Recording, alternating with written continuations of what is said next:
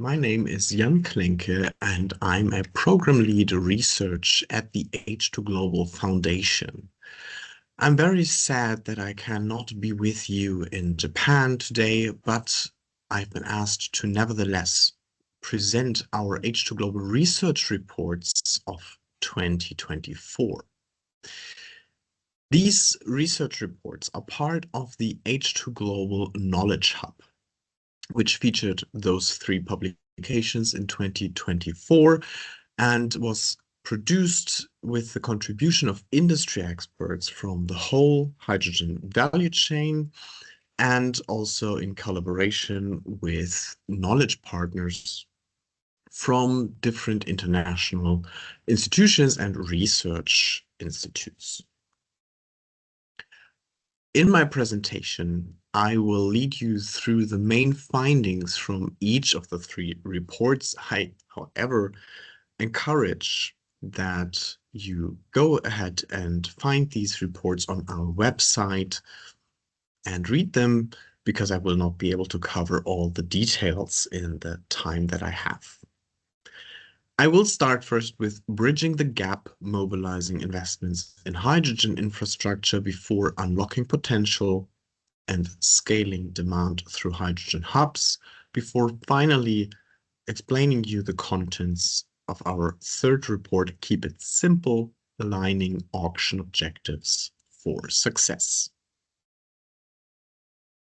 Our first report, Bridging the Gap, starts from the insight that hydrogen infrastructure is absolutely essential to enable global hydrogen trade. Especially pipelines, import terminals, reconversion facilities, and underground hydrogen storage are paramount. They will be the backbone of global hydrogen trade. Hydrogen infrastructure, however, faces an investment gap. Studies have shown that overall hydrogen to succeed will need an investment of $1,000 or 1,000 billion US dollar, pardon me, by 2030. Out of those 1,000 billion US dollar, 335 billion US dollar are not even announced for investment so far, and 190 billion US dollar are needed from this budget for infrastructure alone.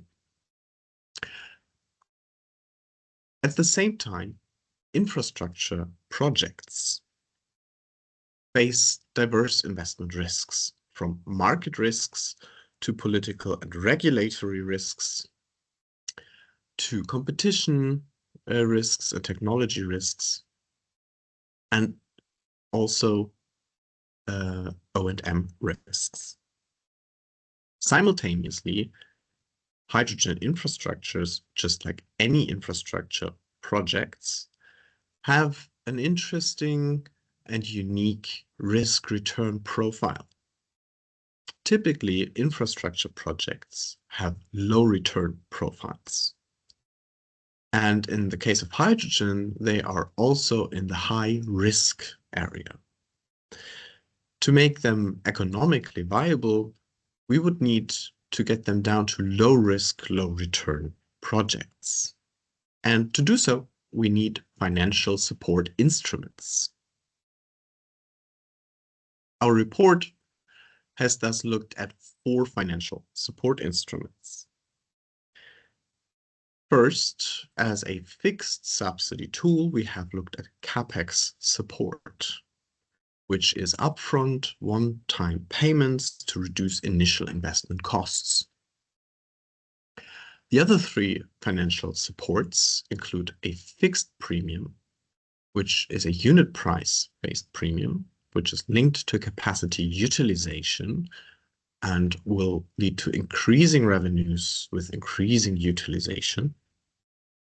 The second is anchor capacity bookings, which are annual payments that will increase the revenue in parallel to the revenue without subsidy.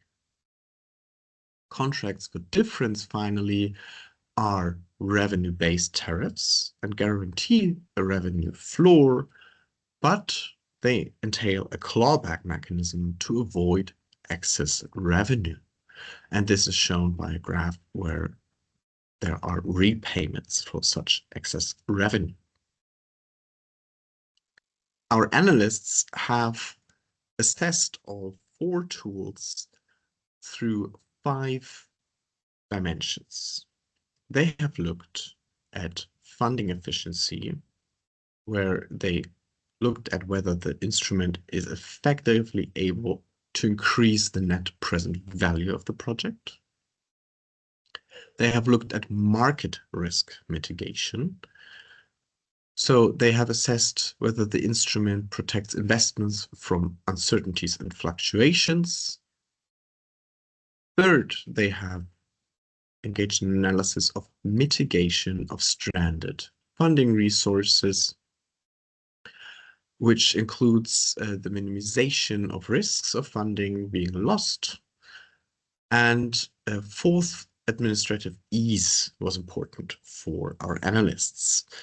So here the question would be whether it is simple for the authorities to develop, implement, and manage the instrument. Finally, it's also important whether the instrument per se is known, so it's easier for users to actually implement this tool and make use of this tool.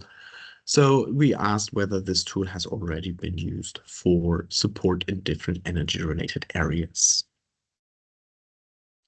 As a result, if you combine the tools in these 5 dimensions, we ranked them in this table where you could see how certain support mechanisms or instruments are able to support these 5 dimensions, with 1 being the best grade and 4 being the lowest grade. In a next step, we have also developed recommendations based on how well these 4 tools then perform in supporting 4 crucial infrastructure types, namely pipelines, terminals, reconversion, and underground storage. The key finding here is that depending on the infrastructure that is supposed to be supported, we need tailoring. This tailored funding mechanism could prioritize CFDs for high-risk, long-term projects like pipelines and underground storage, and CapEx support for simpler, lower-cost projects like terminals or reconversion facilities. If these tools are not convenient from a policy perspective, anchor capacity bookings are a viable alternative for all infrastructures. This has been supported by an extensive modeling of our team, and the results have been reviewed as very solid by our partners. For our second report, Unlocking Potential, Scaling Demand Through Hydrogen Hubs, we started from a similar premise. The projected demand for clean hydrogen and its derivatives is high, but firm offtake commitments remain low. Studies have shown that by 2030, there will be 65 megatons per year in terms of hydrogen demand. However, as of last year, only 1.4% of the projects were able to identify firm offtake. And the question that we had was, what inhibits demand uptake? Thus, we started a survey amongst our stakeholders, and we received feedback that these 6 challenges are the main challenges for off-takers. The darker the green is that you see in this graph, the more important the challenge is from our survey participants' perspective. Cost of difference consequently came out as the most important challenge for off-takers, followed by uncertainty of infrastructure access and uncertainty of supply volumes, which we cover in this presentation. The report covers also the other three dimensions, but because of lack of time, I will skip these in this presentation. Thus, again, an invitation to read our report.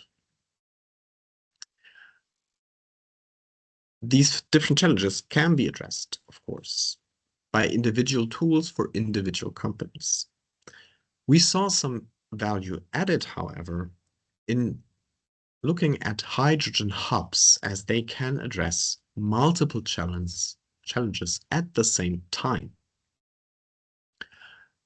And in order to refine this analysis, we distinguish between different hub types. There are hubs that have a high supply of hydrogen and a high demand, and those hubs can be self-sufficient. They can make sure that they have enough hydrogen themselves.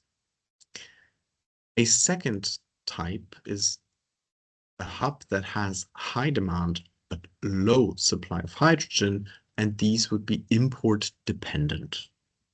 The other two hubs that you see here in the slides, we did not look at because they have low demand, and our primary perspective was to look at the demand side.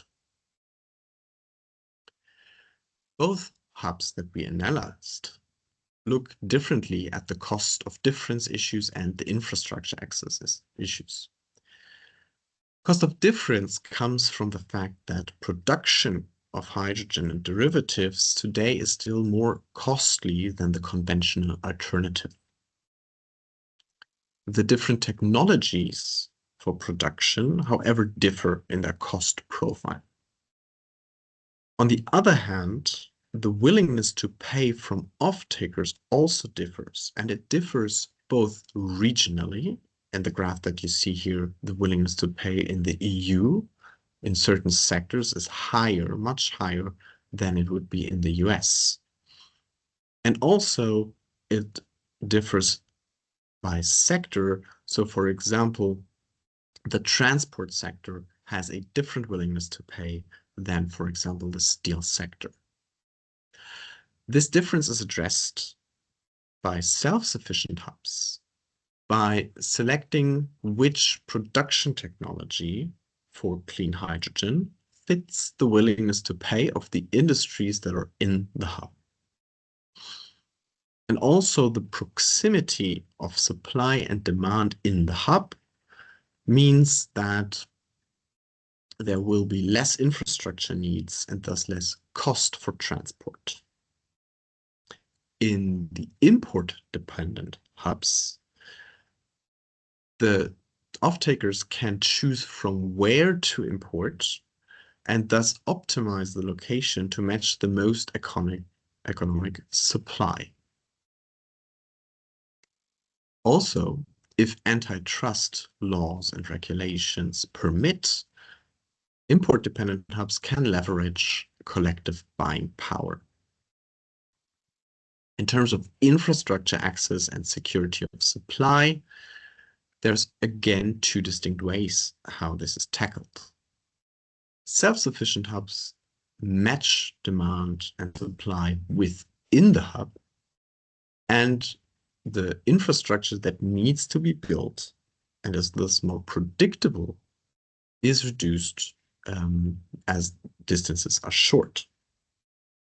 Import-dependent hubs instead focus their investment on the development of import terminals and the transport corridors to such import terminals if they are located in the hinterland. An important note here is also that hubs are often connotated with trade hubs, and our hydrogen hubs do not necessarily need to be trade hubs, but they can be. But that is a different dimension that is not inherently included here. We have looked at different case studies that I will not develop here in the presentation for time reasons, but as a result, we identified different support needs in which policymakers should put their attention. First of all, for the cost of difference challenge in self-sufficient hubs, CapEx support should be directed towards CCUS assets or captive supply assets like electrolyzers, while OpEx support should use references to additional electricity cost for either the CCUS or the electrolyzer support. In import-dependent hubs, instead, CapEx needs to be invested in industrial assets. For example, the steelmaker who needs to replace a blast furnace with a DRI unit. OpEx needs to be designed with a reference to the previously used fossil fuel, therefore. In terms of supply security, self-sufficient hubs should focus on ensuring sufficient local production and direct connection of supply with off-takers, while import-dependent hubs need to make sure that there is collective procurement from external supply, and they need to coordinate imports. And in terms of infrastructure, self-sufficient hubs can focus on within-hub pipelines, while import-dependent hubs need to invest in import terminals and long-distance and midstream pipelines.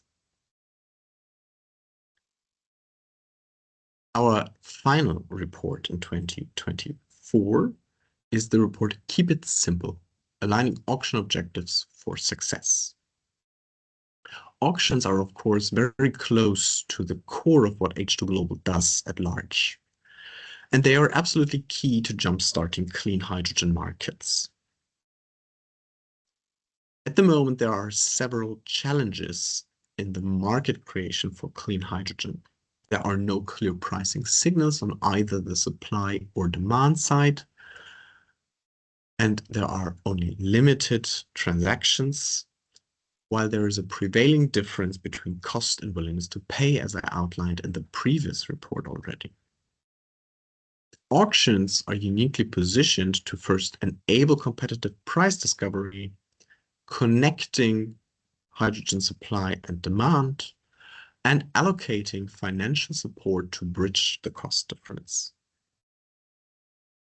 At the same time, however, auctions are flexible, and they can accommodate various policy objectives, fiscal objectives, industry policies, trade policies, or environmental objectives, for example. Pursuing such objectives at the same time might, however, lead to trade-offs. We analyzed this by first identifying 22 auction objectives and how they interact with each other. This list was compiled in collaboration with our partners from industry and academia, and also the relations were discussed in that context. What this table shows you is with green values and positive numbers in them, where there are synergies between two objectives. So if you match a row with a column, you see the relation, and if it's green, then this is a positive relation. These two objectives go well together. On the other hand, the negative or red numbers indicate that there is a trade-off and these two objectives would not go well together. A 0, finally, indicates that there is no relation between the two objectives, or at this level of analysis, we cannot make a conclusion because it is indecisive. I would like to highlight two specific objectives here to make it short. The first one is that supporting small and medium enterprises, the row and column that are framed dark blue, have no negative relations to any other objectives. So in principle, they can be pursued at all times. The objective framed in purple tones, number 22, maximizing fiscal efficiency, on the other end of the spectrum has a lot of negative relations, meaning that adding additional objectives will likely increase the trade-offs and therefore reduce the ability of an auctioneer to gain fiscal efficiency as an outcome of the auction. As a further analysis, we can use this table as a starting point for a network analysis, which is what we did. And a network analysis now takes the whole table and identifies by mathematical means which objectives do go very well together if you pair them in more than just bilateral combinations. The first cluster that we identified through this is what we call scale objectives, including market creation, cost reductions, and economies of scale. Our largest cluster is the sustainability and resilience cluster, which features objectives such as diversification of energy supplies or ESG criteria. The third cluster, in yellow, is the speed and domestic development objectives. These objectives include, for example, a minimal duration of the award procedure and the support of domestic supply markets. Finally, we have a cluster with 3 objectives that would stand out more if this was a 3D model, but mathematically, even if this looks a bit different on the surface level, these 3 objectives are a cluster 2, are our efficiency objectives. These include global greenhouse gas emissions as opposed to local greenhouse gas emissions, fostering innovation, and maximizing fiscal efficiency.